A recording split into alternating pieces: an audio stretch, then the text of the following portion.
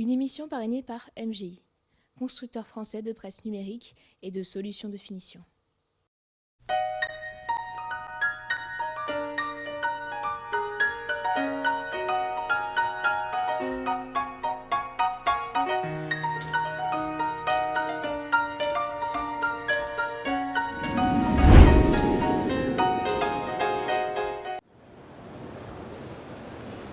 Bonjour et bienvenue dans cette nouvelle émission des interviews de l'industrie de Graphiline, en direct du Salon de l'emballage. Je reçois aujourd'hui Olivier Meyerson de la société ESCO. ESCO qui présente sur le salon et qui a été nominé pour un logiciel qui permet de mettre sur le marché plus rapidement de nouveaux packaging. Olivier Meyerson, bonjour. Bonjour, merci de m'accueillir. Alors sur la Drupa, vous présentiez un nouveau logiciel assez révolutionnaire. Ce logiciel a été nominé sur le salon de l'emballage. Pouvez-vous nous en parler?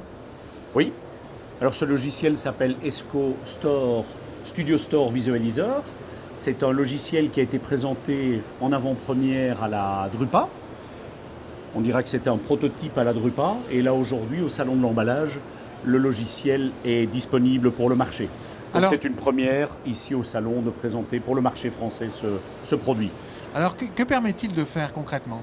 Alors le logiciel, comme vous le disiez, il a été sélectionné par PAC Innovation au salon. Donc on est assez fiers de cette nomination. Et ce logiciel permet aux industriels de l'emballage, qu'ils soient créatifs, designers, agences, prémédias ou producteurs d'emballage, de présenter à leurs clients des emballages finis, terminés, mais virtuels, en rayonnage dans le magasin. Ça c'est le produit, je dirais, final. On part d'une conception structurelle, d'un dessin, d'un design 2D que l'on va mettre en 3D. On va faire des rendus très spécifiques à l'emballage, type du gaufrage, de la dorure à chaud, des choses comme ça qui vont être visualisées sur l'emballage et on va pouvoir positionner l'emballage en rayon. Alors en fait, on est quasiment sur du merchandising 3D virtuel pour voir à l'avance l'impact d'un facing ou d'un packaging en linéaire. Absolument. Merchandising. Aujourd'hui, ça se fait beaucoup de façon traditionnelle, avec des prototypes déjà imprimés, déjà fabriqués, que l'on va mettre en rayon. Ici, c'est vraiment une conception virtuelle qui fait gagner beaucoup de temps à l'industriel, qui fait gagner beaucoup de temps à la marque pour imaginer son produit fini dans le rayon, dans la grande surface, en grande distribution, avant même d'avoir créé un packaging, ce qui permet à la marque, ce qui permet au designer d'encore adapter le packaging en fonction du rendu dans le magasin, de la lumière qu'il pourrait y avoir dans le magasin, d'un rendu par rapport à un produit concurrent, etc. Oui, dans l'univers concurrentiel, justement. Dans l'univers concurrentiel qui peut aussi être virtuel, donc à partir de conception graphique virtuelle, mais aussi à partir d'un rendu concurrent au niveau de photos. Donc ça veut dire qu'on peut prendre des photos, des shoots dans un magasin et les intégrer dans ce logiciel pour pouvoir avoir un rendu du produit de la marque nouveau produit au milieu de produits déjà existants. Alors avez-vous des estimations de gain de temps quand on utilise ce type de logiciel par rapport à une démarche classique avec maquette, magasin test, etc. etc. Le gain de temps et les premières approches que l'on a ou les premiers rendus clients que l'on a, les premiers retours clients que l'on a, c'est un gain de temps phénoménal. Je dirais qu'aujourd'hui, on peut imaginer concevoir un produit dans son univers, dans son magasin, en une journée, là où hier, on était plutôt à au minimum une semaine, si pas 2 semaines de délai pour concevoir le packaging, réaliser des imprimés, réaliser des maquettes, etc. et les concevoir sur un linéaire. Donc on passe, je vais dire, de plus de 5 jours à maximum une journée de travail.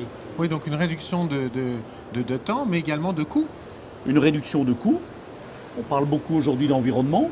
Aussi une réduction écologique, je vais dire, ou une empreinte écologique. Parce qu'on est sur du virtuel, donc on n'a rien produit pour le moment. On est toujours en virtuel. Réduction de coûts, empreinte écologique. Et puis aussi, comme je le disais tout à l'heure, vraiment un positionnement de la marque, de savoir si le produit que j'ai développé, créé, va être le produit accepté par le marché. Alors quelle est la perception de ce logiciel par rapport aux grandes marques et aux chefs de produits qui visitent le salon de l'emballage? Alors on est, je dirais, dans une première étape. Aujourd'hui, c'est plutôt les industriels là, qui viennent nous voir qui viennent comprendre le produit. Certains l'avaient déjà vu à la Drupa, d'autres viennent le découvrir ici au Salon de l'Emballage.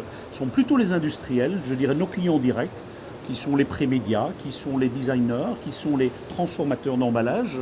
Et j'espère qu'au travers d'eux, on va pouvoir toucher les marques, puisque ce sont leurs clients. Et je pense que ESCO, dans son approche marketing 2013, va aussi s'adresser aux marques pour leur présenter ce produit-là. Donc en participant à des salons, je dirais, plus créatifs, plus axés sur la marque.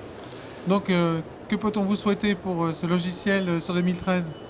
Ben, j'espère, c'est un nouveau produit, j'espère qu'on aura un aussi beau succès avec ce logiciel Studio Store que l'on a avec un logiciel référencé aujourd'hui dans le métier du packaging, qui est le logiciel Art Pro, qui est connu dans le monde entier au niveau des marques et des faiseurs d'emballage, des fabricants d'emballage.